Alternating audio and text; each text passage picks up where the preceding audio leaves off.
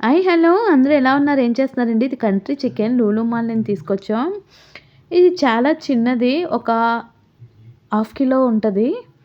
అయితే ఇంటికి తీసుకొచ్చి శుభ్రం క్లీన్ చేసిన తర్వాత కొంచెం పసుపు, ఉప్పు, కారం మ్యారినేట్ చేసి పెట్టుకున్నాను. తర్వాత ఆనియన్స్ కట్ చేసి పెట్టుకున్నాను. దీనికోసం మసాలా ఒకటి ప్రిపేర్ చేసుకోవాలి. అల్లం, వెల్లుల్లి చూపిస్తున్న విధంగా ఒక 2 ఆనియన్స్ పీసెస్ కూడా వేసి మిక్సీ పట్టుకున్నాను గ్రేవీ కోసం.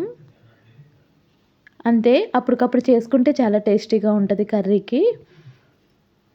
గ్రేవీ కూడా ఉంటదని కొంచెం ఒక ఆనియన్ యాడ్ చేసుకున్నాను.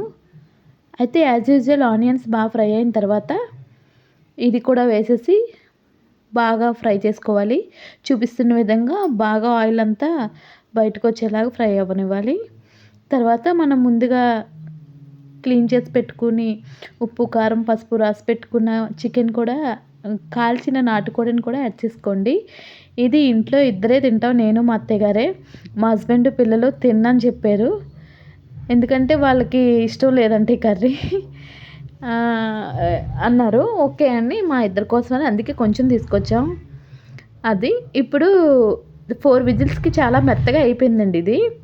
తర్వాత వాళ్ళ కోసం మష్రూమ్ కర్రీ చేశాను. కానీ చికెన్ కర్రీ కూడా పక్కన ఉడుకుతుంది. చికెన్ కర్రీ, నాటుకోడి కూర కూడా తిన్నారు వాళ్ళు. టేస్ట్ అయితే చాలా టేస్టీగా ఉంది. అదిరిపోయింది టేస్ట్. అందరికీ నచ్చేసింది ఇంట్లో ఈ కర్రీ.